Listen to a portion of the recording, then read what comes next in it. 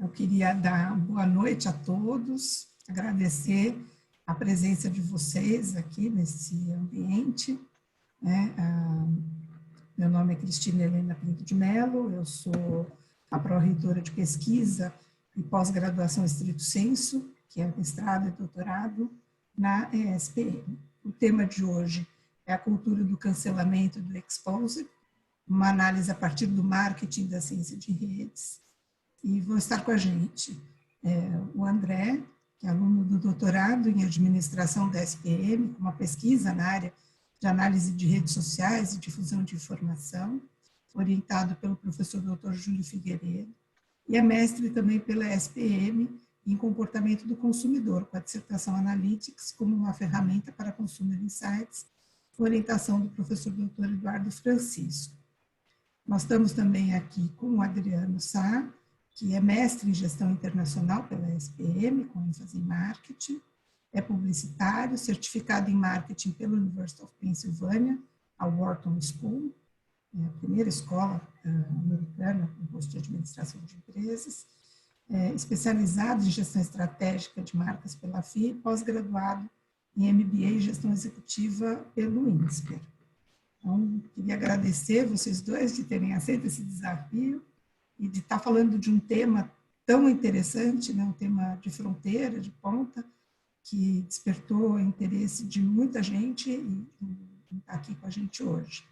Nós estamos gravando, esse vídeo vai subir para o canal da ESPM do YouTube. Eu vou mediar a conversa, então, por favor, fiquem à vontade para enviar perguntas aqui pelo chat. E se vocês puderem se apresentar para a gente saber quem está aqui com a gente hoje, vai ser um prazer conhecer quem está conosco. Então, André, Adriano, é com vocês. Muito boa noite, professora doutora Cristina Helena. Muito boa noite, professor André Carvalho, doutorando da SPM, um grande colega, um grande amigo. É um prazer nosso, prazer meu de ter recebido esse convite da professora e do professor, e debater esse tema vai ser muito oportuno, porque, de verdade, a gente vive esse momento de pandemia, né? E durante a pandemia, esse tema da chamada cultura do cancelamento vem à tona, né? Vem à tona até, de uma certa forma, né, professor André, de uma maneira talvez aí confusa e até difusa com relação ao tempo de existência dessa cultura e da forma como ela se deu. Então vai ser muito interessante, principalmente sobre a ótica das teorias de rede, que o professor André vai nos brindar aqui essa noite. Então eu falo um pouco sobre mercado, sobre o impacto do ponto de vista de marketing, o impacto para as marcas e como que essa cultura, né, de certa maneira, se relaciona com o mercado do consumo, de uma maneira geral, mas vai ser muito importante ouvir aqui o professor André sobre a ótica da teoria em rede. Boa noite, professora Cristina, boa noite, meu amigo, professor Adriano, boa noite a todos que estão presentes. A ideia que surgiu esse assunto e a proposta minha do professor Adriano é exatamente essa, uma conversa sobre dois olhares, um olhar mais de mercado, um olhar um pouco que tem um diálogo com a minha pesquisa. Na perspectiva que eu estudo, como é que ocorre a difusão de informação em uma rede, é interessante, por exemplo, quando eu estava conversando com o Adriano, como o olhar, né, da cultura do cancelamento teve mais evidência nos últimos meses. Entretanto, ela tem alguns exemplos que já são bem anteriores, de 2013, 2012. Né? Então, o que eu combinei para termos essa conversa? É uma conversa bem solta, para que vocês possam todos participar, para que todos possam comentar e fazer perguntas ao longo da nossa conversa aqui. E aí, qual a ideia que nós pensamos? O Adriano vai colocar, e eu penso que ele é a melhor pessoa para colocar o conceito, porque tem um impacto importante na área de marketing, e eu já vou entrar logo em seguida mostrando um lado mais quantitativo, dando alguns exemplos e mostrando como algumas visões, vamos colocar de uma forma educada, né? Até para ninguém me cancelar já no começo da apresentação, né? Mas algumas pessoas têm alguma visão ingênua do papel que tem na rede. É isso que nós vamos pensar. Muitas vezes alguém chega, eu vou dar um exemplo numérico, vou dar um exemplo, vou dar um fato, e aí colocar um pouco de teoria, me permitam, né? Acadêmico tem que botar um pouco de teoria, né? Vou dar um fato que mostra que muitas vezes a pessoa, de uma forma ingênua, acha, ok, eu tenho 20 seguidores. Eu posso postar o que eu quiser, que não tem impacto nenhum. Tenho 20 pessoas. E as 20 pessoas eu até conheço. São pessoas do meu relacionamento com pessoas. Essa visão é ingênua. Ela é ingênua. E isso dialoga com a teoria de redes. E é isso que eu vou mostrar a vocês. E aí, exatamente essa atitude ingênua pode desencadear um efeito em cascata que foge do seu controle. E aí, como é que é essa teoria do cancelamento, a cultura do cancelamento, Adriano? O que é isso? Se você tivesse que me dizer, me explicar o que é isso, o que você poderia dizer para mim? Bom, de uma maneira muito prática, André e professora Cristina, né? Assim, o tema surge recentemente, mas como o professor André mesmo colocou, né? Ele não é exatamente datado de um passado tão recente assim, né? Em conversa informal com outros colegas, professores, o próprio professor André, né, a gente chegou até mesmo, né, até o professor Fábio Mariano, um grande amigo e colega também do quadro da ESPM, citou o boicote, né, André? Como você mesmo falou. Isso. Eu já flertei ali até mesmo com a própria postura, né, e aí eu peço aqui licença poética, né, entre aspas, da própria fofoca, né, da coisa que você, olha, não gosta e você fica contando para os outros, né? Então, assim, a cultura do cancelamento tem várias, né, tem uma vertente extremamente profunda, histórica, que eu acho que não é exatamente a ideia do nosso fórum, até pelo curto espaço de tempo que a gente tem para conversar um pouco sobre isso. Eu quero me ater mais ao mercado, mas ela ganha força sobre dois aspectos nos últimos anos, né? E quando eu falo por últimos anos, não necessariamente são os últimos 2 ou 3, mas sim uma década ou 2 décadas para cá. O primeiro grande aspecto é a ideia do que é politicamente correto, né? Então, a ideia do eu não concordo com determinada ação, com determinado comportamento, com determinada opinião, e eu passo então a criar uma rota de colisão com aquela pessoa e trago, arregimento pessoas ao meu redor para que elas combinem comigo, elas acordem comigo a minha opinião contrária àquela outra terceira pessoa. E isso, de novo, isso é da natureza humana, como eu disse para o André, mas numa outra conversa informal, né? Isso é da natureza humana, a gente discorda desde que, né, existe a humanidade. Agora, o segundo aspecto que é muito importante nesse momento, né, e que muito vulgarmente chamado no mercado de transformação digital, é rigorosamente o avanço da tecnologia. O avanço da tecnologia trouxe à tona a discordância, né? E quando a discordância encontra um meio de difusão como as redes sociais, as mídias digitais, por assim dizer, ela toma proporções que a gente antes não imaginava, porque uma coisa era você não gostar do seu vizinho, e aí você conversava com 2, 3, e tudo bem, a gente só não se falava ali no hall do prédio, né, ou na rua de casa. Outra coisa num momento absolutamente digitalizado, de relações e comunicação digitalizada, porque por muito mais do que a comunicação e a própria relação humana cada vez mais vem passando por uma transformação digital, né? Essa voz, e aí é que vem a questão da teoria de redes, que o professor André vai colocar aqui, como é que ela propaga isso, né? Então ela reforça e faz com que essa opinião contrária ganhe, ultrapasse muros, ultrapasse barreiras e ganhe notoriedade de uma forma muito rápida e, por que não, muito profunda, né? E aí é que vem a história do que é cancelamento, né? Como é que funciona? Só para concluir a sua pergunta, André, então, assim, a ideia do cancelamento, ela tem uma ideia bastante radical, por assim dizer, né? Questionável, por assim dizer. Por quê?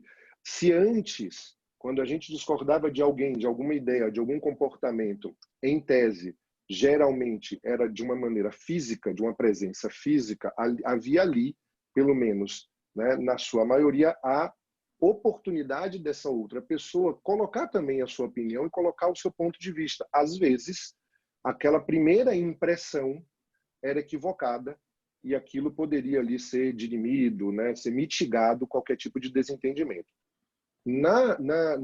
A ideia da cultura de cancelamento, tal qual hoje a gente fala, e aí, de novo, né, a história do politicamente correto, somado à tecnologia da informação, ao avanço da tecnologia de informação, e principalmente, então, a digitalização das relações pessoais, muitas vezes, e por que não, na sua maioria, faz com que a pessoa que está sendo questionada não tenha sequer a noção do que está acontecendo e, portanto, perca a oportunidade de se colocar, de se defender e de, talvez, explicar o porquê daquela situação. Claro que isso é um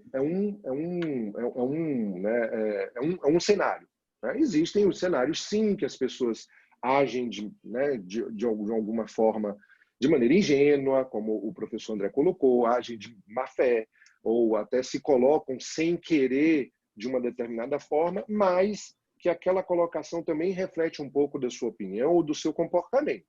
E aí, claro, a gente pode sim e deve, muitas vezes, fazer qualquer tipo de questionamento, até porque a liberdade de expressão pressupõe que as pessoas possam concordar ou discordar entre si.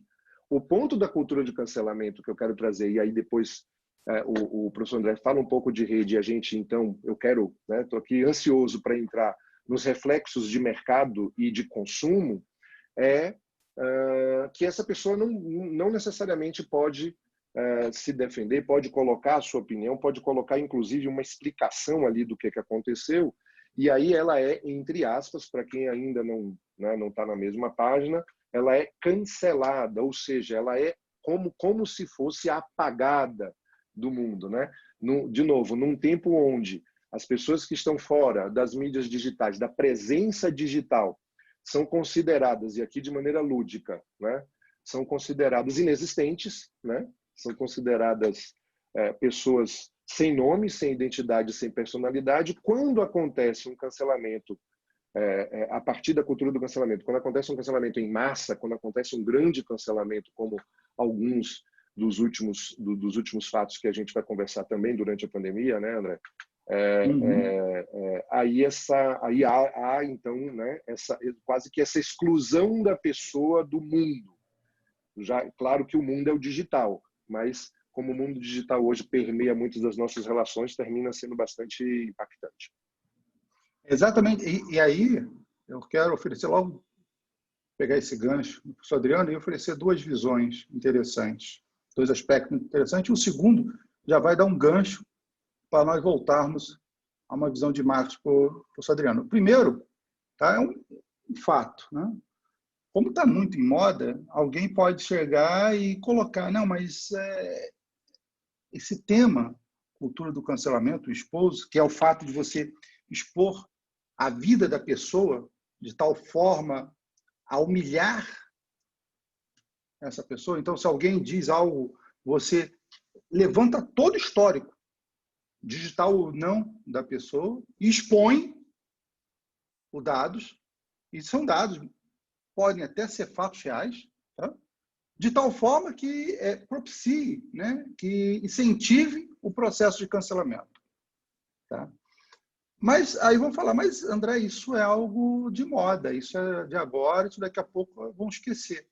Penso que talvez não seja tão de moda. Vamos lembrar 2013. Vamos voltar a 2013. Estamos em 2020, vamos voltar 7 anos. Uma pessoa, uma RP, está viajando de férias dos Estados Unidos para a África do Sul, pousa, faz uma conexão na Inglaterra, e no meio da conexão, ela já tinha o hábito de twittar, fazer comentários que talvez não sejam tão interessantes, né, de você expressar dessa forma. Mas ela faz um tweet, ela está indo para o Sul. Veja a infelicidade do tweet. O tweet ele é infeliz, eu acho, é atemporal a infelicidade do tweet, né? Ela fala, estou indo de férias para a África do Sul. Será que eu posso pegar AIDS? Será que tem o risco de pegar AIDS? Ah, não, eu sou branca, eu não vou pegar. É um tweet infeliz e atemporal. Qualquer momento da história ele é infeliz. Por que ela fez esse tweet? Claro, mas por que na perspectiva, vamos dizer assim, da ciência de rede? Vamos olhar do meu lado, né, do praticador de ciência de rede. Ela tinha 170 seguidores no Twitter. Ela falou, e é um fato, quando eu dei o exemplo na introdução, isso é um fato, aconteceu em 2013.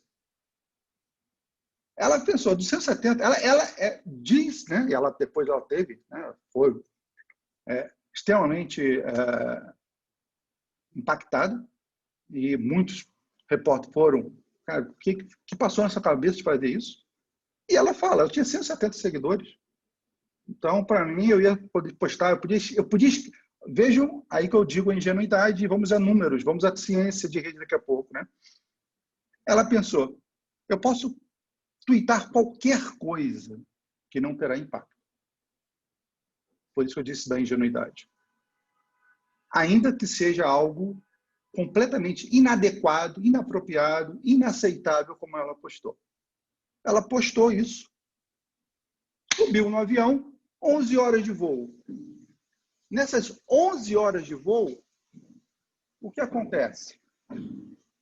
Está ventando para caramba, espero que não falte luz aqui no Morumbi. O que acontece? Uma daquelas 170 pessoas, pegou aquele tweet e replicou, fazendo um comentário. Vejam como essa pessoa é completamente inapropriada, e fez um comentário extremamente pejorativo. E essa pessoa tinha muito mais contatos. Isso se propagou na rede. Durante o voo dela, durante essas 11 horas, esse tweet pegou o top 10 no Twitter no mundo. Ou seja, olha, vejam o que ela fez com a vida dela. E, claro, um comentário racista foi extremamente atacado com palavras. Aí os comentários se tornam tão nocivos quanto o primeiro, inclusive comentários ameaçando essa pessoa. Ela pousa e quando ela pousa, ela está demitida. Durante o voo, a empresa dela twitta demitindo ela pelo tweet para todo mundo. E ela pousa demitida. E a família dela, que esperava ela na África do Sul, ela tinha todo o movimento contra o racismo lá. E elas recebem, ela ainda no desembarque falando, cara, o que passou na sua cabeça para você fazer isso? E como ela estava desembarcando, ligando o celular, ela não tinha noção do tamanho do problema dela. E o que isso... Mas, André, onde isso se conecta com a ciência de rede? Por exemplo, na ciência de rede, aí eu posso aqui ficar só com esse exemplo, literalmente conseguir falar bastante. Mas eu vou pegar um exemplo só, um pequeno exemplo. Existe uma métrica dentro da rede, dentro da formação, das conexões das pessoas, que é uma métrica que você avalia não a qualidade daquele nó, de você, mas a qualidade dos seus nós. Ou seja, quantas pessoas que estão conectadas a você conseguem difundir, propagar aquela informação que você estava. Se ela tivesse apenas este conhecimento de ciência de rede, não conhecesse mais nada, ela já daria um passo atrás e diria, talvez eu não deva enviar, porque talvez um desses 170 tenha alto poder de difusão. E foi o que aconteceu. Bastou um, não bastou dois. André, olha que coisa interessante, né? Assim, ciência de rede. Do que a gente está falando? A gente está falando de uma rede, a gente está falando de internet, né? A gente está falando de uma rede mundial de conexão. E algumas coisas do fato que você trouxe que eu queria pontuar muito rapidamente e aí fazer o paralelo com também os porquês, né, de uma empresa ser tão rápida na demissão, ainda que, claro, cada um pode questionar essa questão, essa atitude, né, e de provavelmente, né, ela ter sido cancelada por muito mais pessoas do que de verdade ela tinha na sua própria rede social, né? Que ainda tem isso, né? Não necessariamente você está na rede social daquela pessoa, mas você cancela ela da sua vida. Não atende mais o telefone, não responde mais e-mail e bloqueia no WhatsApp, né? Bom, primeiro a temporalidade da internet e a velocidade da internet. Essas duas coisas são muito interessantes, muito importantes que você trouxe no exemplo que você deu e que tem tudo a ver com a ciência de rede, mas que a internet de fato e de verdade, e aí você estava falando, se ela tivesse conhecimento, né, apenas um dos indicadores, uma das métricas da ciência de rede, olha que coisa interessante, ela poderia ter um mínimo bom senso do que é a internet. A internet não apaga, né? A atemporalidade que você fala é que, de fato, qualquer coisa que você tenha registrado, seja uma foto, seja um vídeo, seja um texto, algum dia na sua vida na internet, isso pode sim voltar à tona. Tanto que a gente nota... Que é o exposed, que é exatamente o exposed. Eles procuram a sua vida inteira isso, de tal forma a colocá-la de forma a incentivar ou proporcionar um cancelamento ou uma atitude contra você. Exatamente isso. Isso acontece muito quando a pessoa vira, por exemplo, pública, né?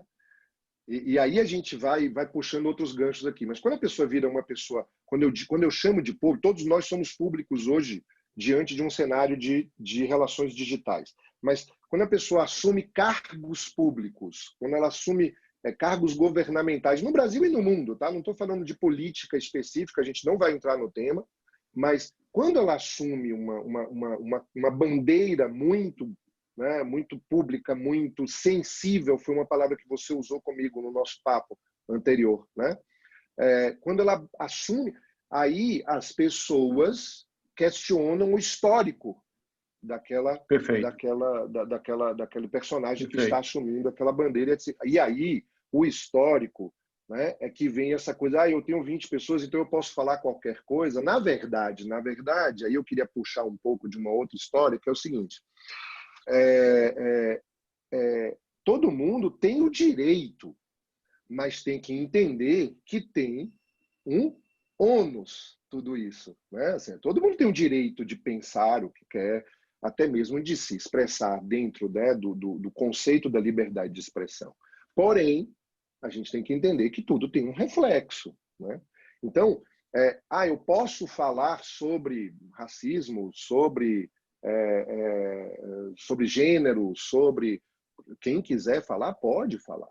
Agora, é claro que no momento em que você expõe, que aí vem o conceito do exposed, né? Aí no momento em que você expõe a sua opinião, seja na sala da sua casa, no bar da esquina ou na internet, você está assumindo uma posição e, portanto, você provavelmente será alvo de pessoas contrárias àquela sua opinião, mesmo na sala da sua casa, né? Então isso pode acontecer em qualquer lugar. O problema é que na internet, na verdade, ela ganha uma dimensão muito maior.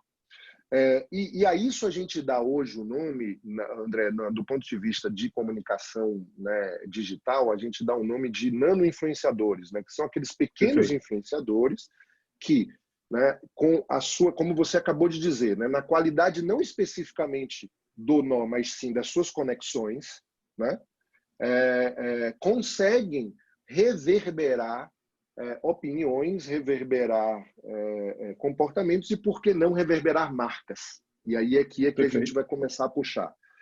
Tem uma coisa que eu não queria deixar de pincelar, só para poder puxar de fato marca e marketing, que é O Solomon, no comportamento do consumidor, naquele, né, quase Bíblia, né? Eu brinco que o Solomon está para o comportamento... Vamos chamar de clássico. Um clássico, muito pronto, bem melhor, professora, muito bem, muito mais adequado, né? O Solomon está para o comportamento do consumidor como Kotler está para o marketing, né? Eu penso assim, né? E o Solomon fala uma coisa muito importante, né? Assim, os consumidores usam as marcas porque as marcas ajudam os consumidores, as pessoas, a desempenhar seus diversos papéis na vida. Isso é lindo, porque de verdade a gente tem diversos papéis, né? A gente exerce diversos papéis na sociedade, na nossa vida e assim por diante. E as marcas nos ajudam a nos posicionar e nos identificar. E por que elas fazem isso, né? Como é que elas fazem isso? Elas fazem isso a partir dos seus elementos. E é por isso que uma marca, quando uma pessoa é cancelada, a primeira coisa que a marca tenta fazer é se desassociar. Porque as pessoas que a gente está se referindo, elas em algum momento viraram elementos, personagens daquela marca. Então, quando a gente fala a marca, ela é composta de elementos. Então, o nome da marca, o logotipo da marca, o slogan da marca, a embalagem da marca, e assim sucessivamente. São vários os elementos. E um dos principais, por que não importantes elementos, são os personagens, aqueles a quem a marca se associa para levar uma mensagem a uma comunidade maior, né? A um público-alvo, a uma persona e assim por diante, né? Quando esse personagem, que em geral podem ser até uns mascotes desenhadinhos, mas em geral são personalidades, celebridades, né? Ou seja, pessoas, quando estas personagens, essas pessoas cometem algum equívoco, escorregam, né? Falam alguma coisa provavelmente ali em momentos, digamos assim, não propícios, né? Eventualmente em momentos de lazer pessoal, né? Às vezes acontece isso. Num cenário de internet, onde a informação, de novo, né, como a gente falou há meia hora atrás, onde a informação tem uma atemporalidade, uma velocidade muito grande, a marca não tem muito a que recorrer. Ela tem duas opções, né? Dependendo daquela, entre aspas, tá? Transgressão questionada pelas pessoas que estão levantando a bandeira do cancelamento, né? Das pessoas contrárias àquele comportamento, àquela fala, ela pode, né? Preferir, né? Ela também, e aí é que está um detalhe mercadológico interessante na cultura do cancelamento, ela também cancela a pessoa, a marca cancela a pessoa, e aí, de uma certa forma, é um efeito bola de neve, né? Ela na verdade, um efeito cascata. É um efeito cascata, né? Isso. Ela retroalimenta o cancelamento, ou, a depender desta posição, ou dessa transgressão, ou dessa opinião ou comportamento questionado, ela pode, ao contrário, ela pode assumir aquela posição. E hoje se fala muito que as marcas têm que descer do muro e têm que assumir suas posições. Uma posição. É o que está acontecendo. Esse ponto é importante, Adriano, que é o seguinte.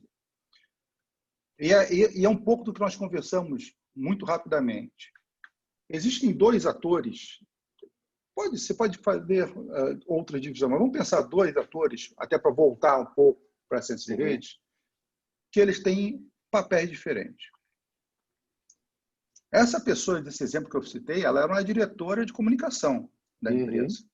Então, meio que ela se colocou numa situação difícil e a empresa ficou numa situação difícil, porque aí que está o ponto que é interessante nessa sua fala.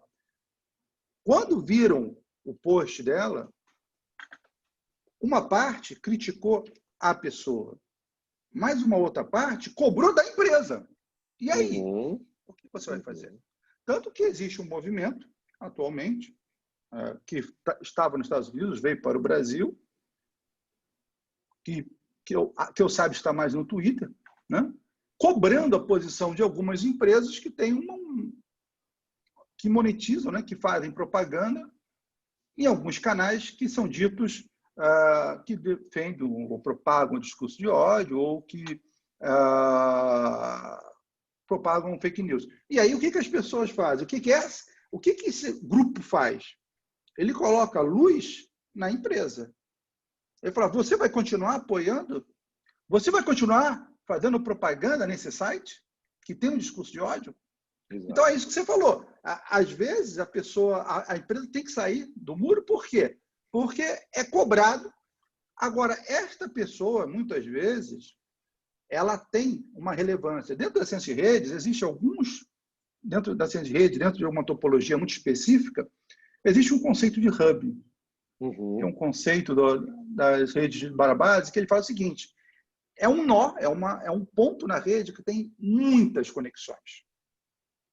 Então, é interessante quando você fala do nano influenciador, porque um exemplo que eu gosto de dar. Você pega esse hub e diga para ele vender mangá japonês cyberpunk. A chance dele conseguir atingir aquele grupo, né? A guilda que é específica de mangá japonês cyberpunk é pequena. Mas como ele é um hub, ele vai conseguir influenciar, e algumas pessoas comentaram aqui, a professora Cristina falou, que é o efeito manada, até vai conseguir influenciar que algumas pessoas comprem esse mangá, apesar de nunca terem comprado, nem saber o que é isso. Mas por quê? Esse hub está... Agora, existe algumas pessoas que estão dentro dessa rede que elas não têm tanta relevância assim. Tá? Por exemplo, é o que aconteceu, se eu não me engano, no mês passado, um profissional estava voltando para casa com a mão do lado de fora, né, do carro. Aí nós temos que ler todas as frentes. Né? Eu não estou aqui para dizer se ele está dizendo a verdade ou não está dizendo a verdade, se era ou não era. O que tem é que diz ele que estava... Temos que ouvir as partes. Ele disse, estou estalando os dedos. Eu tenho o hábito de sair E um desses símbolos é um símbolo racista. Ele fez um símbolo racista. E veja só, olha só como é que a conjunção, né? E esse símbolo racista, ele teve difusão aonde? Dentro de um fórum chamado 4chan. Foi lá que esse símbolo ocorreu a difusão desse símbolo lá dentro do 4chan. Veio para o mundo real. A pessoa se identificou, e a pessoa, ela disse símbolo, ele é um símbolo racista. Logo depois daquele crime que aconteceu nos Estados Unidos, os policiais matando aquela pessoa. E aí ele critica, e não satisfeito de criticar a pessoa, o que ele faz? Ele posta no Twitter uma foto da pessoa. Veja só, a foto da pessoa já poderia causar todo o movimento na rede. Mas o que aconteceu? Quando ele tira a foto, a pessoa está dentro do carro, dentro da caminhonete da empresa, e aparece a marca da empresa. Perfeito. Então, o que a empresa ali, o que a empresa fez? Suspendeu a pessoa e, alguns dias depois, demitiu. E a empresa, nesse momento, é o que você falou, ela tinha que tomar uma posição, se está certo ou errada. Então, mas não tecnicamente, cabe, esse é o ponto. Não estou julgando aqui se ela está certa ou errada, não estou dizendo se ela fez certo. Mas o que ela fez? Ela foi completamente atacada para se posicionar. Se ela não demite, ela está se posicionando. Se ela se demite, ela está se posicionando. Exato. Porque o que todo mundo começou a twittar, não mais somente olhando, criticando a pessoa e o ato da pessoa. Mas a empresa vai falar o seguinte, e aí, ô empresa, se pronuncie. O que você tem a dizer sobre isso? E não dá para ela chegar e dizer, fazer aquela de árvore, né? Não sei, não estou sabendo de nada. Porque não era mais uma crítica à pessoa, era uma crítica, era uma pergunta, era um questionamento direcionado à empresa. E a empresa tomou uma ação. Assim como aconteceu aqui no Brasil, com a influência que foi... E aí, a influência volta ao primeiro exemplo. Porque essa pessoa, ela nem usava o Twitter, cara. Ela nem usava o Twitter. Ela não tinha nem como... Aquilo que você falou, nem tinha como se defender, porque ela simplesmente... O ataque foi um espaço no qual ela não estava inserida. Ela não tinha como ela nem sabia que estava sendo atacada. Aí tem um detalhe mercadológico, André, que eu queria trazer à luz aqui, que é o seguinte, né? E aí é uma opinião técnica, mas muito minha, né? De alguns profissionais do mercado, outros pensam um pouco diferente. A velha expressão "fale mal, mas fale de mim" não serve para as marcas, né? Não serve para as marcas. Elas têm o chamado, que aliás o professor Júlio, o professor doutor Edson Criscitelli, tantos outros professores, professora doutora Thelma Rocha, que são todos grandes professores da SPM, são professores que são especialistas em marca e marketing, eles sabem melhor até do que eu sobre isso. A marca tem uma coisa chamada valor de marca, o brand equity, né? E esse valor, na verdade, até financeiro, monetário, etc., mas ele existe como consequência de uma série de outros fatores. Então, um desses fatores, rigorosamente, é a sua identidade com as pessoas, a lealdade com que as pessoas têm para com esta marca, principalmente pelos seus valores. E aí, valor no sentido mais profundo da expressão, né? Quando uma questão dessa é colocada, o que acontece, né? Puxa, eu sou contra, neste exemplo que você acabou de dar, do rapaz que estava voltando para casa nos Estados Unidos, dentro da caminhonete da empresa, e ao estalar os dedos do lado de fora do carro, da janela do carro, uma outra pessoa, em outro carro, clicou ele, fazendo um gesto que esta segunda pessoa remeteu ao movimento racista. Ora, é verdade? Não é verdade? Ele estava realmente fazendo um símbolo ou ele estava só estalando os dedos? Para a marca, e aí com muito cuidado eu digo isso, é muito pouco provável, a depender, de novo, né, da repercussão que isso ganhe. E aí é que a gente está falando de um cenário da cultura do cancelamento numa velocidade e abrangência que você explica sobre a ótica da ciência de redes enorme, né? A empresa não pode entrar neste aspecto, infelizmente, mas a verdade a marca fica refém de uma opinião pública. E esse é o ponto principal. Se as pessoas estão entendendo, e foi isso que aconteceu com ele, perfeito, que aquilo pode ter sido um símbolo que remete ao movimento, pode, a marca, naquele momento, tem que dizer assim, olha, né, eu sou contra o racismo. Então, se há essa suspeita... Então, eu não posso me associar, eu não posso correr o risco, eu não posso pagar o risco da dúvida. Exatamente. Da dúvida. Eu não posso correr o risco da dúvida. E aí a Vanessa fez um comentário aqui importante, que muitas vezes alguém coloca, e aí, vamos admitir uma coisa, e aí eu vou pegar essa fala da Vanessa, vou pedir licença a ela, e vou emendar um outro assunto conectado a isso, Adriano. Sim. Que é interessante. O que acontece? Se você comete um erro, e depois vem a público dizer, aquelas famosas que o pessoal está dizendo, você tirou do contexto, né? Foi uma fala infeliz, né? Pode ser muitas vezes para tentar não ser cancelado. Mas, independente, até vamos supor, vamos a presunção da inocência, vamos supor que realmente a pessoa fez um comentário infeliz. Uhum. Existe todo um movimento, até jurídico, que é o direito ao esquecimento. Uhum. Que é o direito de você chegar e dizer o seguinte, eu não quero mais que os indexadores indexem, por exemplo, matérias sobre um comentário que eu fiz e eu provei que não era, enfim, e eu vou ficar para sempre, como essa pessoa está marcada para sempre, como que aconteceu esse evento em 2013. Fato é que a internet, ela não é só o que nós sabemos, o que nós vemos, tá? E aí, estamos aqui com Augusto César, uma pessoa muito querida, que ele conhece também esse assunto, tá? Que é a Deep Web. Quem sofreu muito isso aí, nós sabemos uma atriz que fez um filme e hoje ela se arrepende de ter feito e já tentou inúmeras vezes bloquear e vira até uma diversão para quem tem esse interesse. Legalmente, eu entro com a justiça, tiro o vídeo, ok. E a Deep Web já tem isso aí salvo em N servidor na Deep Web, que você não consegue indexar, você não sabe nem onde é que está.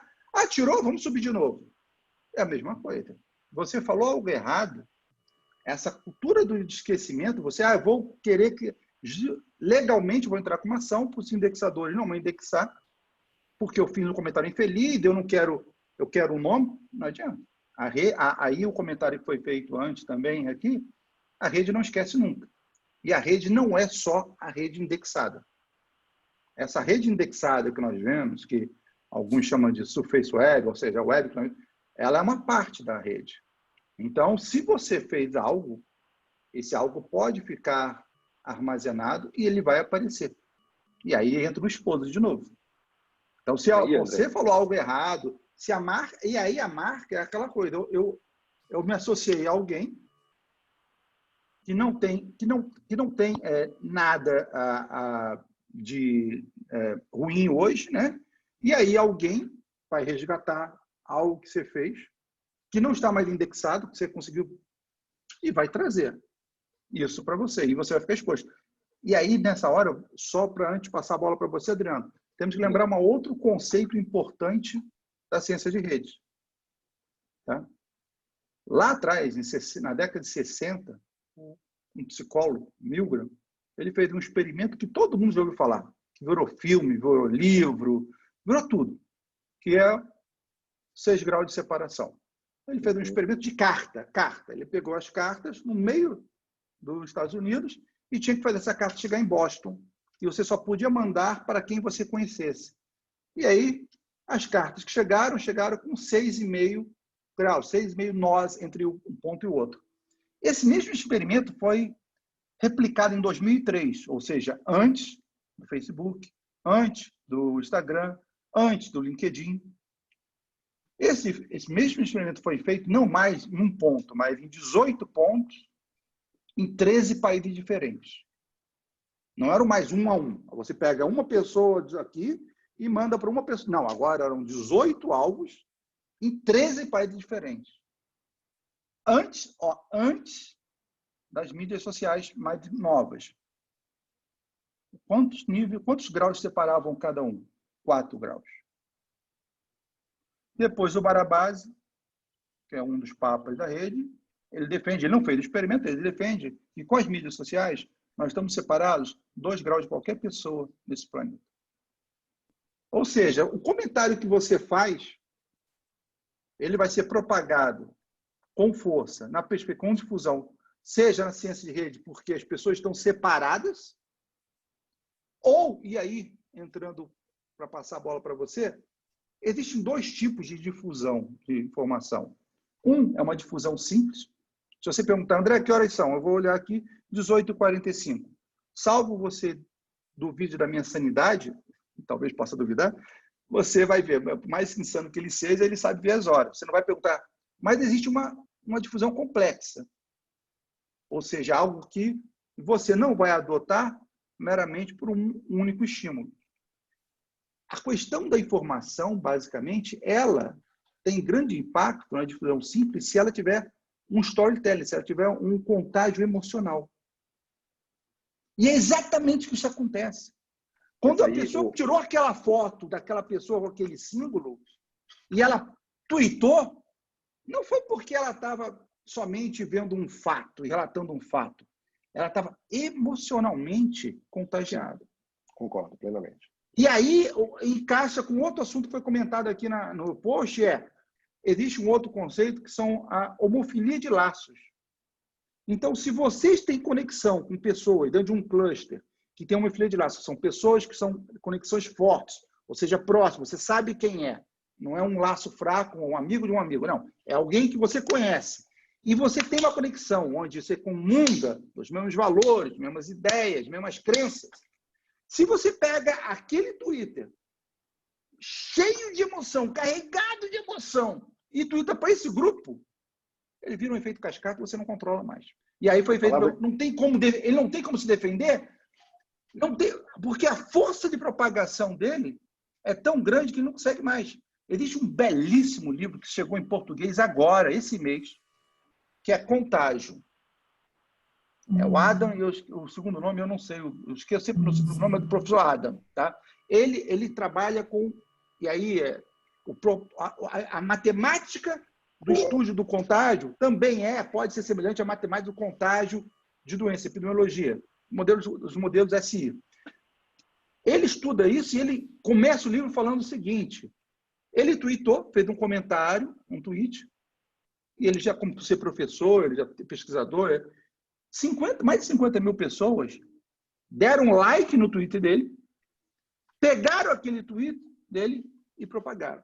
Depois disseram para ele, você está com uma visão errada. Veja só, aí, Adriano, eu vou passar a bola para você. Veja só, nossa, fiz um tweet errado. O que ele fez depois? Foi lá e disse, gente, deixa eu explicar. Aquele tweet que eu enviei está errado. O que ele percebeu? Quase ninguém comentou. E menos gente ainda. Poucos comentaram, poucos deram like. E muito menos ainda retuitaram dele. O que ficou na rede? O primeiro Twitter dele. Ainda que ele tenha tido uma atitude correta de dizer, errei.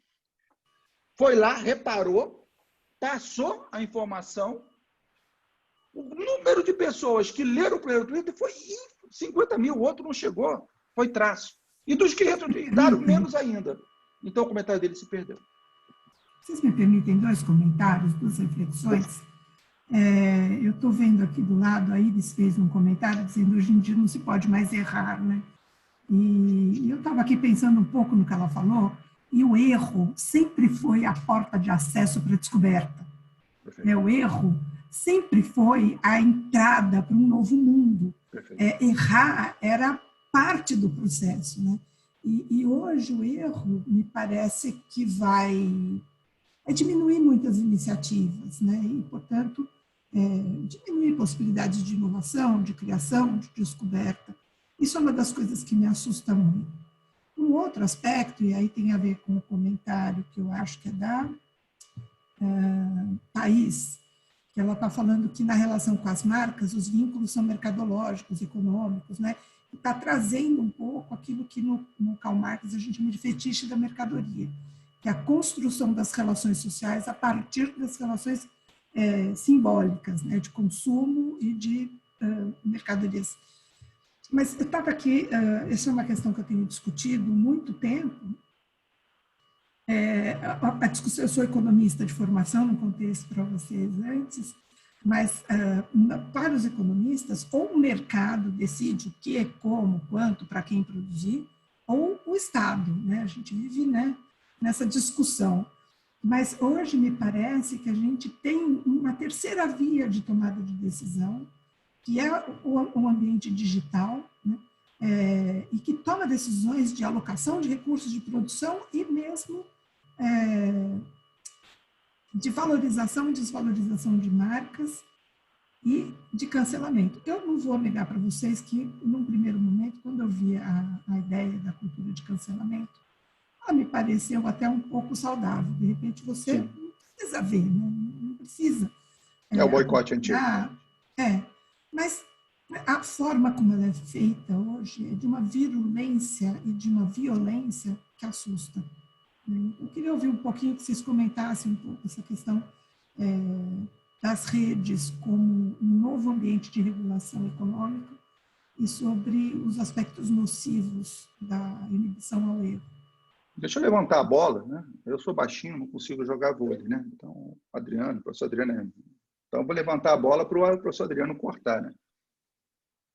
Agora, o grande problema todo, professor, quando você cria clusters dentro da rede, grupos extremamente conectados por crença, valores, que é o termo da monarquia de laços, tá?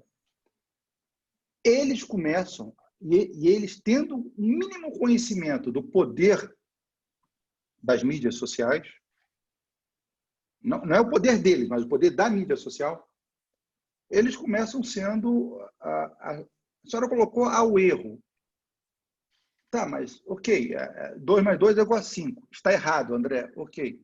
Mas será que tudo que é cancelado pode ser colocado de forma tão clara assim que está errado, que seria unanimemente colocado como errado, é por isso que eu vou levantar a bola para o Adriano, entendeu? Porque quando você vem, e como esse grupo está, e ele está o mundo está tão dividido emocionalmente, não é, a divisão pode ser por qualquer coisa, pode ser por time de futebol, pode ser por região que você mora, pode ser. Você está tão emocionalmente conectado com esse grupo que a verdade, aquilo ali para você vira uma verdade. E você propaga aquilo, e todos do grupo, por eu ter propagado, o Adriano está conectado comigo, ele muito próximo. Se eu passo para ele, ele nem checa, ele fala, se o André disse, é verdade. Deixa eu passar para os meus amigos. E aí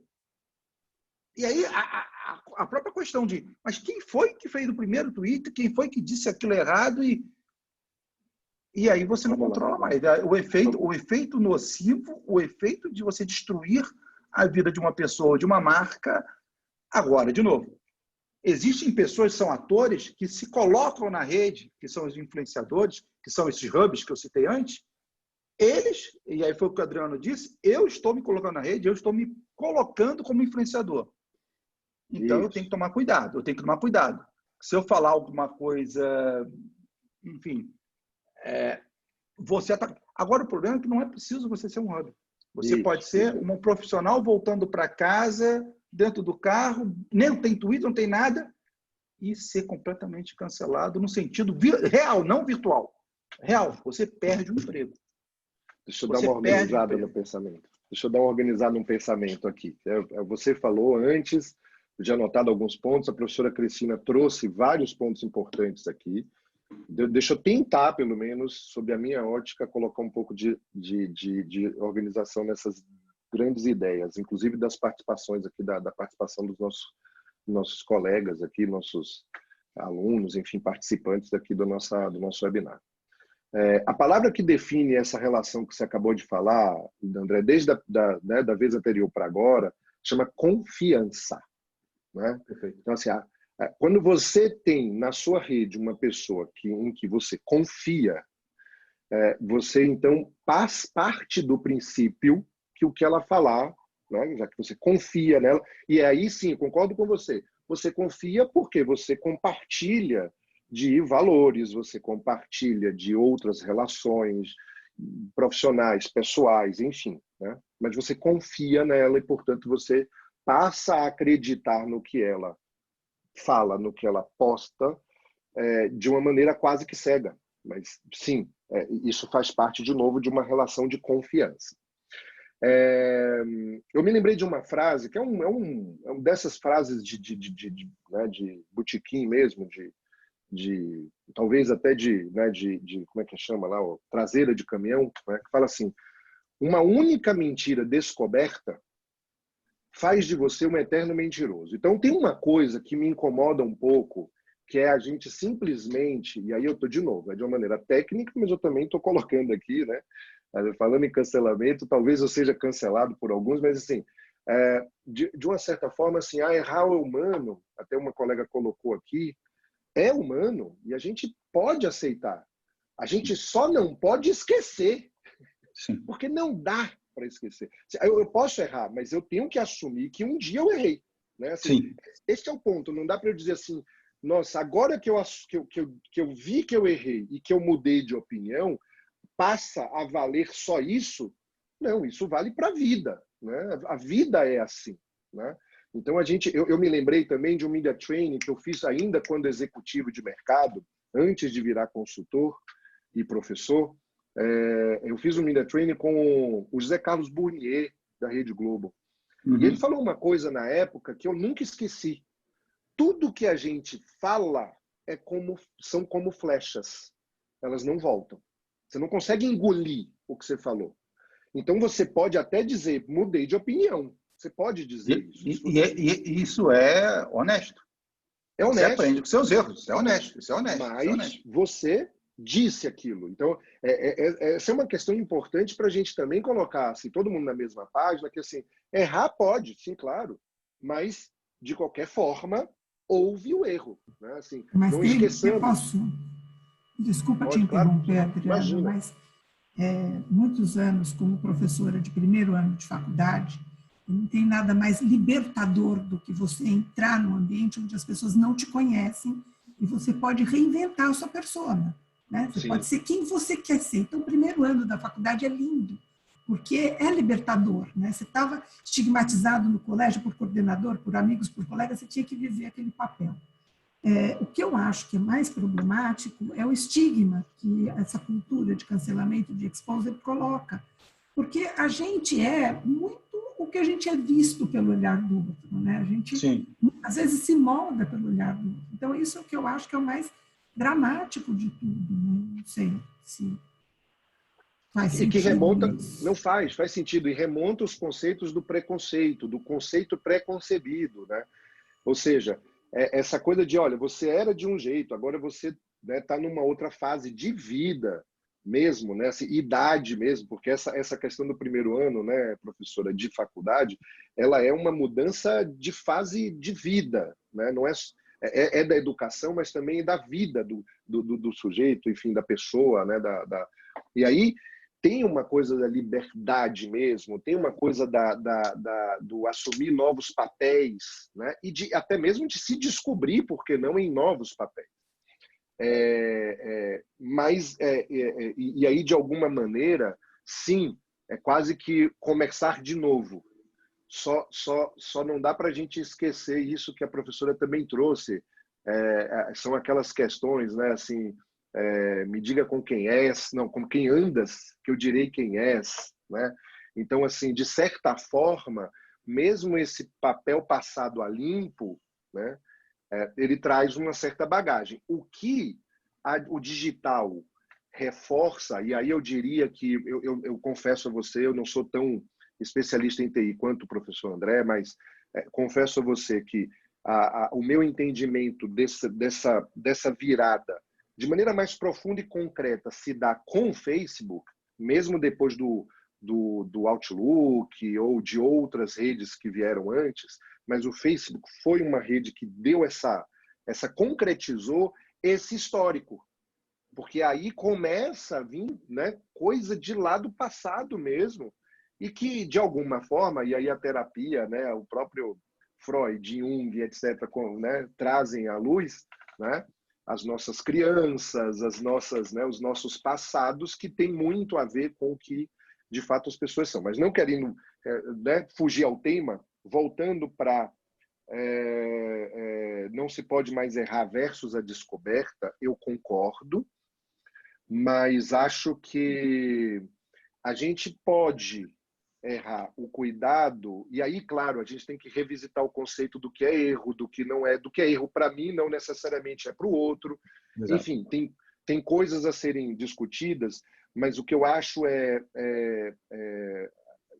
a gente tem que ter um cuidado, e eu digo isso, inclusive, como professor há 10 anos de pós-graduação, e o quanto eu aprendi com os meus alunos a me posicionar, né? Assim, a ver que, olha, eu não posso ultrapassar determinadas linhas no papel de professor.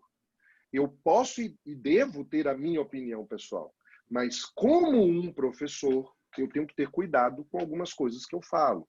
Então, eu posso falar de um jeito no café, eu posso falar de um jeito no shopping, eu posso falar de um jeito em casa, e eu posso falar... Aí tem uma questão de papel mesmo, na minha opinião, que na sala de aula, ali, na figura do professor, né, hoje até mais como um tutor, como um guia, como um influenciador, menos até daquela imagem talvez conservadora do superior, mas eu preciso ter cuidado em como eu também levo algumas coisas para eles. Do contrário, eu estarei influenciando eles para o meu ponto de vista e eles provavelmente podem ou não errar nesse aspecto. Então, o cuidado que eu concordo com a história da descoberta, mas eu afirmo isso, assim, eu afirmo que eu digo eu reafirmo o cuidado que a gente precisa ter com algumas pequenas coisas, né? O cuidado ao falar. Olha, você pode, mas eu quero pensar assim. Você pode pensar assim, né? Você pode, mas tenha cuidado a maneira como você fala, inclusive porque, na verdade, você pode falar a mesma coisa de diversas formas. Perfeito. Então, assim, essa questão do que é errado, do que é certo, que é muito subjetiva, a gente tem que entender os cenários, não dá para ser só ceteris paribus, né? Assim, outras variáveis constantes. A gente tem que trazer essas variáveis para dentro da equação, porque tem o cenário, tem o ambiente, tem com quem você está falando, como você está falando, etc. A questão aqui, Adriano, sabe o que eu acho? É uma visão que eu gostaria de ouvir o seu comentário com o olhar de marketing. Quando você fala que você tem que tomar cuidado, e quando você fala que você tem vários papéis, e aí usando a sua fala da liberdade poética, espero que não tenha nenhum filósofo aqui, né? Lá, Wittgenstein já falava dos jogos de linguagem, onde você se veste, você fala, você tem toda uma forma de falar, de agir, de se comunicar nos seus papéis que você tem. O ponto é que, quando esses grupos estão se comunicando na internet, eles estão falando, e aí eu retorno à questão do storytelling, da emoção, eles estão sendo coerentes com o credo deles. Sim. E o que acontece? Eles estão falando, isso que é o interessante, eles estão falando para a internet, mas na realidade não estão falando para a internet, eles estão falando para o grupo deles. Uhum. E o grupo deles, ao escutar, ao ler, eles concordam e propagam aquela ideia. É uma ideia nossa, ingênua, pensar que muitas vezes toda a comunicação é feita para toda a internet. Sim. O que ele faz é meramente, ele tem um grupo, ele tem aquele grupo com uma folha de laços, e ele propaga aquela informação para o grupo. É lógico que o eco nos laços fracos fortalece aquela posição, inclusive para o grupo. O que ele quer é algo como se fosse jogar para a plateia, com perdão da linguagem popular. Eu vou falar algo para você, Adriano, mas agora para todo mundo. Ok? Está vindo aqui. Eu tenho aqui as 46 pessoas nessa. Eu vou falar algo para você, mas é para você que eu quero que a mensagem chegue. Mas, conforme as pessoas que estão nessa rede validarem a minha fala, eu ganho força com você. É isso. Sem dúvida. Aí a gente já está falando E aí, o que acontece? Os outros vão se propagar e ganha vida. E não era esta, a priori, a minha intenção. Aí a gente já está falando sobre as técnicas de influência a partir de autoridades formais e redes informais. A técnica de influência sobre redes informais, ela é fundamentada nos conceitos da ciência de rede. Tá? Ou seja, do efeito manada que a professora Cristina falou muito antes. Né? Então, duas coisas só que você já tinha falado e que falou de novo agora, de alguma forma. Primeiro, a polarização das opiniões. Isso também é uma questão que, de alguns anos para cá, e quase que concomitantemente a todo esse cenário que a gente vive, e aí reverberado, diga-se de passagem, numa pandemia e no isolamento social, a polarização, ou seja, ou você é ou você não é, sabe aquela coisa assim, ou você hoje são dois lados para quase tudo, exatamente. E a segunda coisa que é notícia ruim versus notícia boa, né? E isso também remonta de um século ou mais. A notícia ruim é a que vende. Agora eu estou falando do ponto de vista mercadológico. A notícia boa não vende. Então, assim, muita gente olha, e aí os comunicólogos aqui presentes, os estudantes de comunicação e colegas comunicólogos, né, podem aqui contribuir. Por que muita gente olha um noticiário, seja ele impresso, seja ele transmitido de maneira digital, eletrônica, enfim, né, televisivo, etc., e olha e fala assim, nossa, mas só tem sangue, só tem notícia ruim, se espremer, né, derrama sangue. Porque, na verdade, e aí, de novo, como você mesmo disse, com muita liberdade, muito cuidado, né, sem nenhuma profundidade filosófica, é da natureza humana. E aí a gente volta para o primeiro minuto da nossa conversa de hoje. Né? que é assim, a coisa da fofoca, a coisa do não concordar. Mas a história né? Por exemplo, né? Assim, a gente lembra muito, e aí eu estou falando de maneira muito honesta, né? A maioria das pessoas lembram muito mais do número de mortes na Covid do que do número de recuperados. Né? A gente, quando está no trânsito e passa por um acidente, pode olhar, a maioria das pessoas quer ver. E quer ver por uma mera curiosidade humana. Então, tem uma questão aí com o negócio do tweet que você falou, né? Que 50 mil curtiram e repassaram, e depois o cientista, o estudioso, o professor, foi lá e mudou de opinião, e aí não teve grande repercussão. Mas não tem mesmo. Não vai ter. Então, você olha o exemplo da Gabriela Pugliese, que foi o exemplo que você trouxe mais cedo, né, e que eu escrevi um artigo no LinkedIn, que fez ali a festa na casa dela, em pleno isolamento social, e sofreu o cancelamento a partir do dia seguinte. É assim, muita gente sequer conhecia a Gabriela Pugliese, mas já falava, nossa, que absurdo! Né? Que absurdo! Como que alguém pode... E aí vem a questão que a gente estava falando antes, quer dizer, são os papéis, é a notícia ruim, ela atrai mais, porque assim, olhe num grupo pequeno de pessoas conversando, seja num café, seja num shopping, seja numa aula, né? É assim, a conversa que mais atrai é a negativa. A boa, ela é legal, mas ela passa rápido. Mas se você falar assim, você viu o professor Adriano, aí tá, nossa, comoção, né? Alguém já sai dali e já vai falar com o outro e tal. Agora, falar assim, o professor Adriano plantou 100 árvores, não vai para lugar nenhum essa notícia. Não anda. E não é uma questão, de novo, de um juízo de valor que eu estou fazendo. É uma questão natural. E eu tento desmistificar um pouco isso com os meus alunos, né? Ou com os meus clientes, assim, calma, né? Calma, não se pressione tanto, não fique tão pressionado com relação a isso. Né? A verdade é que isso é histórico, né? E isso fala mesmo das relações humanas, da humanidade. Infelizmente é assim. E é assim, tá melhorando? Tá melhorando, claro, mas de novo, né? A gente tem uma... Até porque a notícia boa não tem um senso de urgência.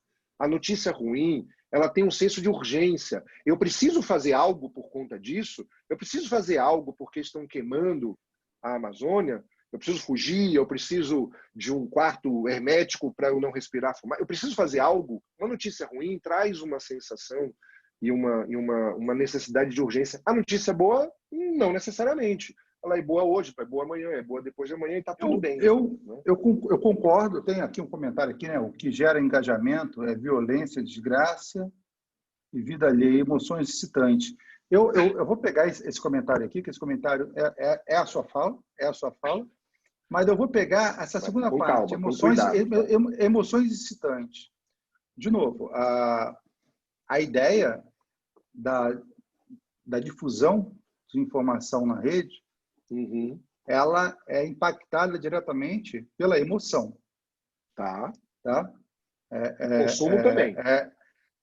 Sim, mas da minha perspectiva da emoção se alguém hoje posta uma mensagem, tá? Pode ter N pessoas, eu não estou preocupado com quantas conexões tem, que foi descoberto a cura da Covid, isso é uma notícia boa e se propaga rapidamente. A questão do bom e ruim é o quanto da emoção que você está... eu compartilho do seu pensamento, tá, Adriano? Antes de mais nada, eu compartilho do seu pensamento. Eu compartilho do pensamento que o engajamento maior vem da emoção da notícia ruim. Eu concordo, eu compartilho esse pensamento. Mas a emoção que você... o ponto na ciência de rede é a difusão, a propagação. Se alguém agora... E eu espero, eu torço para isso, né? Estou aqui para isso. Mas se alguém sair daqui, alguém que não participou, escutar de alguém que participou dessa live, que a live foi maravilhosa, sensacional, eu não estou dizendo que a pessoa vai ouvir tudo, mas ela, cara, eu tenho que ir lá ver o que é isso que a pessoa está dizendo, que é maravilhoso, sensacional. Porque eu esperava, de live está todo. Live e reuniões em Zoom, se você abrir a geladeira, essa brincadeira que o pessoal fala, cai 10, né? Então, hashtag fica a dica, André, para todo mundo falar de hoje. Agora, se alguém chega e fala, eu assisti uma live, meu amigo, assisti 3 hoje. Você assistiu uma, assisti 3. Agora, se uma pessoa fala, eu assisti uma live maravilhosa, sensacional. Peraí, um monte de live, que live é essa? Aqui é uma coisa maravilhosa, não é negativo. Agora, também é verdade. Agora, se você fala que se eu vi uma live com uma porcaria, que foi... a chance de alguém, por curiosidade, clicar, pode existir, é menor. É menor. É menor. Por quê? A emoção que a pessoa está passando, e aí vem o tipo de conexão que eu tenho. Se é um laço fraco, é amigo de um amigo dizendo, postando, viu uma live maravilhosa, você fala, eu não sei quem é, nível de credibilidade, ponto alguma coisa. Agora, se alguém, se é um Adriano, posta para mim, professor André, vi uma live hoje maravilhosa. Primeiro, pela credibilidade que você tem comigo. Segundo, pelo laço emocional que você tem comigo. Eu vou assistir. Eu não digo que vou assistir tudo, mas mas é o Adriano que está falando. Não é o amigo do amigo do amigo do Adriano. É o professor Adriano está dizendo para mim que é uma live maravilhosa. Eu não posso me omitir de... Então, o engajamento ele também vem do lado positivo. Depende da emoção que você está despertando. Mas essa emoção, perdão te interromper, André, essa emoção também tem a ver com os outros ingredientes dessa receita. Porque, assim, o que eu quero dizer com ruim ou bom, de novo, é muito subjetivo, né? E aí tem uma questão de aderência, de velocidade, etc, etc. Mas tem um detalhe importante que é assim, na live da professora Cristina, Adriano e André, passou uma pessoa nua. Bom, isso é bom ou ruim? Eu não sei. Mas todo mundo vai comentar. Aconteceu numa live aí, recentemente, isso, né? Aconteceu numa live recentemente. E essa é a questão. Bom ou ruim? Eu não sei. Para falar a verdade, eu confesso a você que eu não sei determinar. Mas isso é emocionante. Como falou um dos nossos colegas aqui, obrigado, Augusto, Madeleine, Thaís, Augusto. Muito obrigado mesmo. Vanessa, né? Mas eu acho que foi a Thaís, salvo engano, enfim. Mas, e a Madeleine também, né? É assim, tem uma questão que é assim, e de novo, que eu acho que volta a Dona Maria da Janela, entende? Assim, a questão, e que, aliás, eu me lembrei aqui, já que a gente está falando de internet, de ciência de rede, né, André, aí me corrija se eu estiver errado, e que eu me lembro aqui, na historinha do Facebook, entre grandes detalhes extremamente importantes, mas tem um muito interessante, que é a virada de chave de uma redezinha de comunidade super pequena da universidade para a rede que hoje vale esses bilhões de dólares que vale, né? Que foi quando ele teve a chamada ali, o gatilho, vamos chamar de gatilho, já que a gente está falando, inclusive, com psicólogos aqui no nosso bate-papo, aquele gatilho que foi o seguinte: as pessoas querem saber o status social das outras. Elas querem saber quem namora com quem. Elas querem saber quem tá ficando com quem. Na hora em que ele traz isso para o Facebook explode. Olha que coisa. Porque é a emoção que você está falando, e aí talvez a gente não precise nem dar juízo de valor, se é bom ou se é ruim.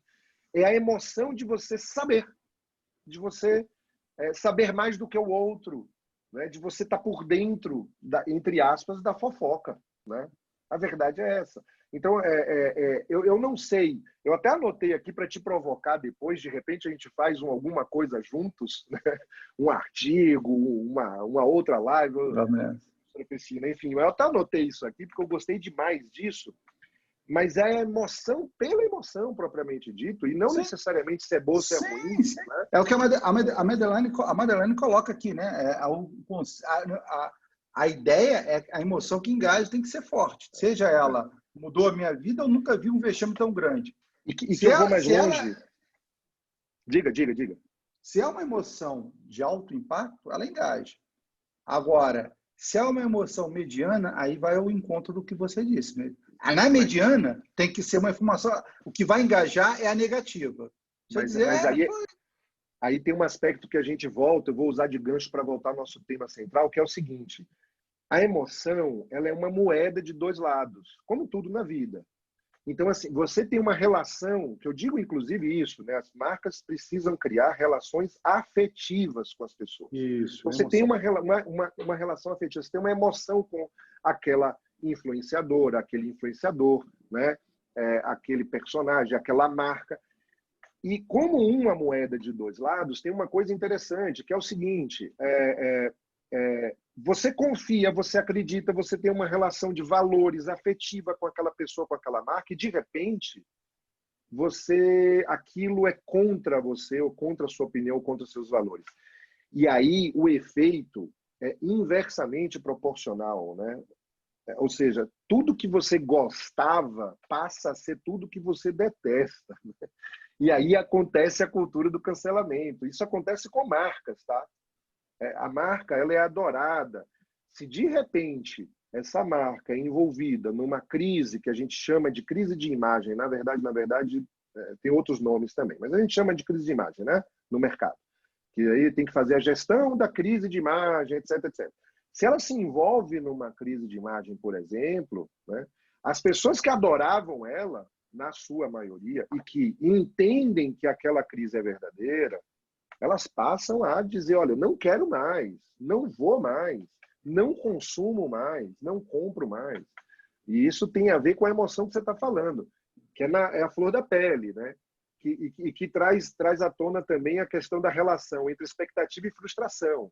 Né? Então, assim, como a expectativa é muito alta, como você é muito leal e tem uma relação afetiva e grande com aquela marca, quando ela, aspas, né, pega na ferida, ela de alguma maneira se coloca de uma forma que os consumidores ou o mercado, uma parte da sociedade não concorda, você se frustra tanto, mas tanto, que você nega, que você cancela, que você empurra e fala: não quero mais.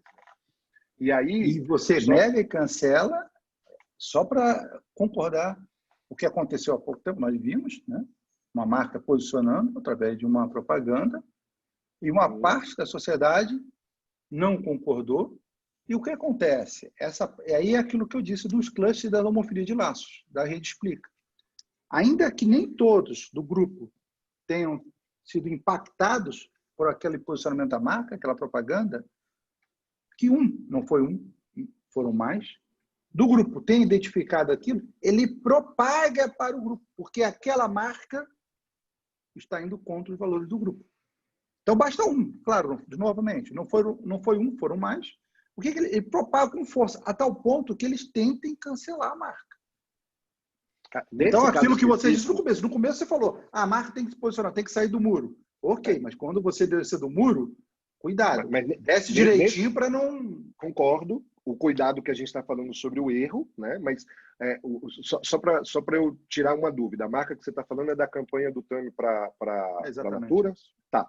Tem um detalhe neste caso específico que é muito, muito bacana. Eu até dei entrevista para o UOL sobre essa questão, sobre esse caso, que é o seguinte: como esta questão a questão da diversidade é uma questão que faz parte da plataforma da marca Natura há décadas, faz todo sentido a Natura não só não cancelar, como ver de camarote as pessoas que tentam cancelar ela.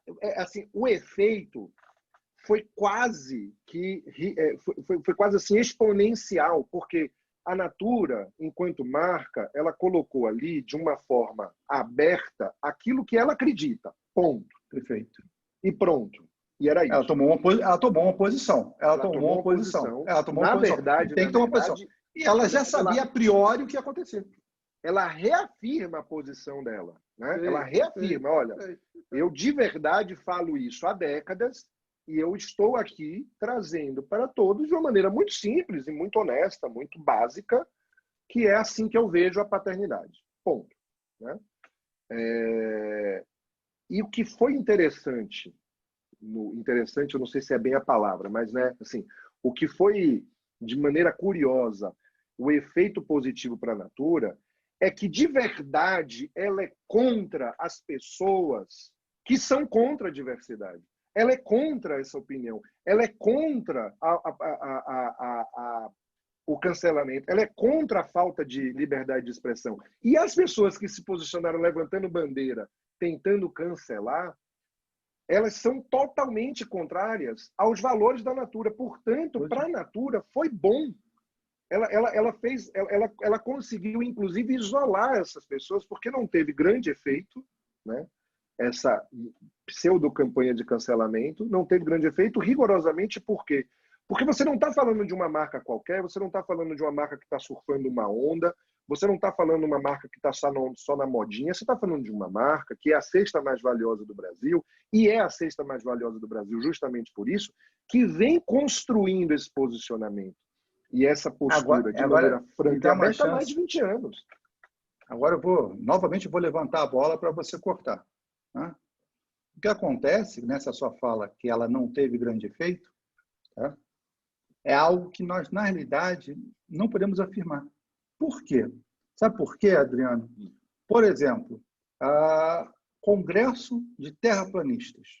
Tá bom. Isso pode soar para você que o Congresso terraplanista é algo que não existe. E se existisse, são meia dúzia de pessoas. Existe, já aconteceu no Brasil, e não são meia dúzia de pessoas. Né? Pessoas campanha anti-vacina. Você vai falar, não, se tiver uma vacina da Covid, o cara não vai tomar. Não, não vai tomar. Não é possível, André. O mundo está esperando essa vacina.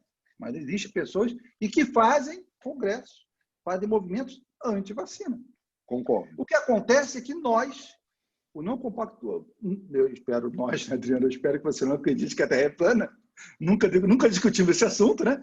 Mas o que acontece é que nós, por não concordarmos e não fazermos parte desse cluster, não temos, dentro atualmente, os laços fortes com essas pessoas, nós não, primeiro, não saberemos que está ocorrendo este congresso.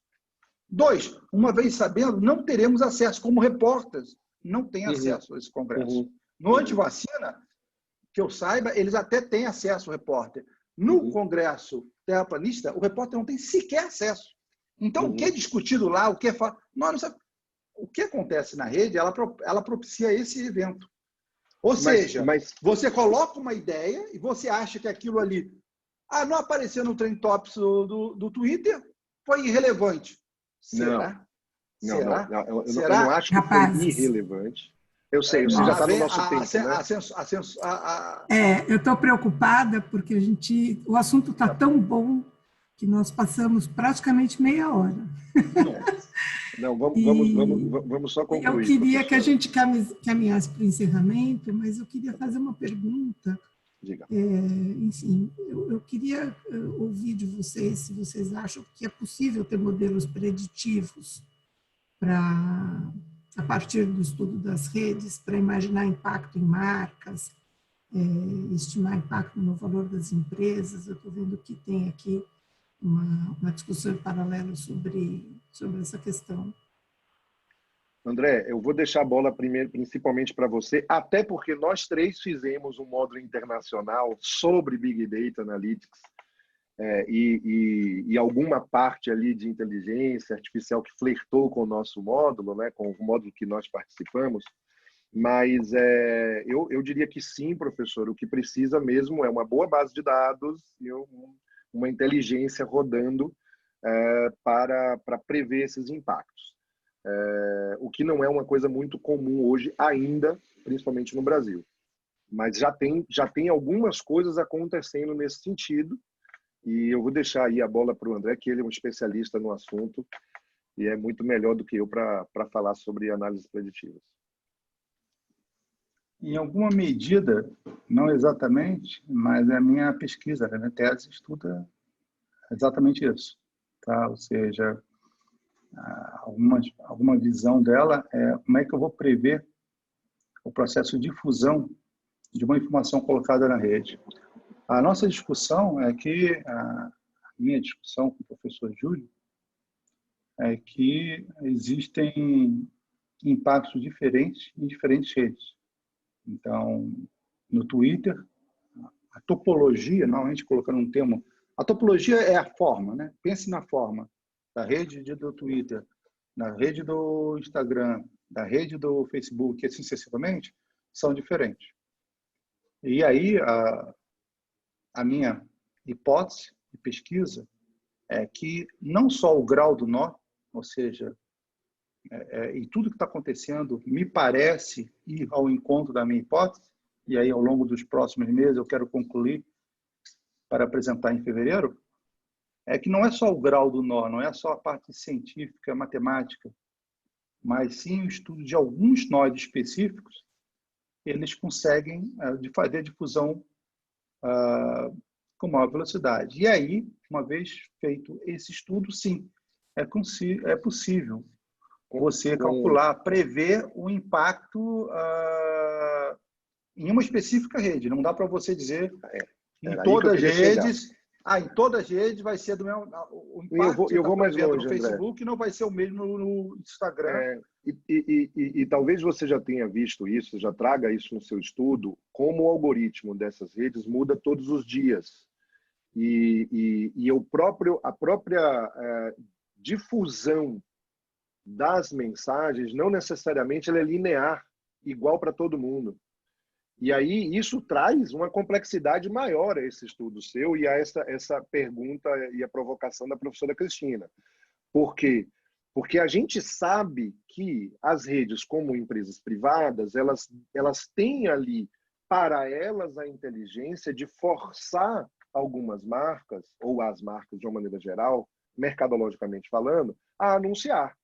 Né? Então, assim, não é porque eu tenho 1000 seguidores, dando um exemplo, né, fictício aqui, um exercício de ficção, que quando eu postar, os 1000 vão receber. Né?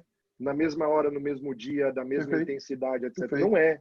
Então, isso... E aí, por exemplo, por isso que eu particularmente acredito que hoje, neste momento ainda, a grande rede, diga-se de passagem, com base naquela questão da confiança que você falou, que não é exatamente uma rede social, mas é uma rede de mensageria, a grande rede hoje, eu diria que na América do Sul e na Europa, é o WhatsApp.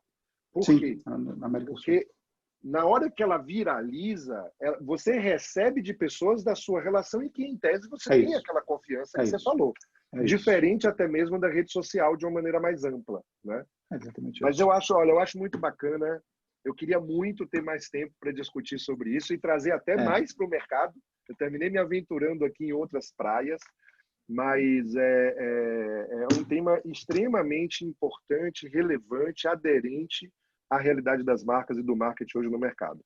Mas agradeço mais uma vez a professora Cristina e ao professor André pelo convite e me coloco à disposição de todos que estão aqui presentes a continuar essa discussão, esse bate-papo, ou em outros encontros, ou pelas redes sociais aí, LinkedIn, Facebook e Instagram, enfim. Obrigado.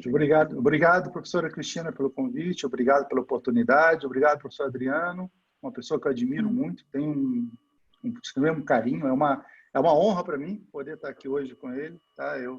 Eu me encantei com essa possibilidade, eu aprendo, cada conversa que eu tenho com ele, eu aprendo. E, professora Cristina, é sempre uma satisfação. Não, eu queria agradecer a vocês dois, é um privilégio ter vocês perto, debate sensacional, maravilhoso. Podemos fazer a versão 2, nada impede. Eu acho que tem implicações muito interessantes dessa discussão também, do ponto de vista da área da educação, né, da formação dos alunos. E eu vejo que os adolescentes vêm sofrendo muito também com essa nova cultura. Eu acho que a gente pode pensar e planejar mais debates sobre o mesmo tema. Eu queria agradecer a todo mundo que ficou com a gente até agora. E eu fiz um convite aqui ao lado para vocês. A gente tem alguns próximos webinários. Tem um que conversa muito com o tema de hoje, que é publicidade de dados, novas audiências e desafios éticos para a privacidade. Vai ser dia 21 de agosto. Então, vocês vão acompanhando a gente, vão fazendo inscrição, vai ser muito bom ter todo mundo com a gente de novo. De novo. O privilégio foi meu, muito obrigado a todos vocês. Obrigado, professor André. A recíproca é verdadeira. Professora Cristina, uma honra nossa estar aqui com a professora nesse embate. Muito obrigado. Perfeito. Obrigado, pessoal. Tchau, pessoal. Boa noite. Tchau.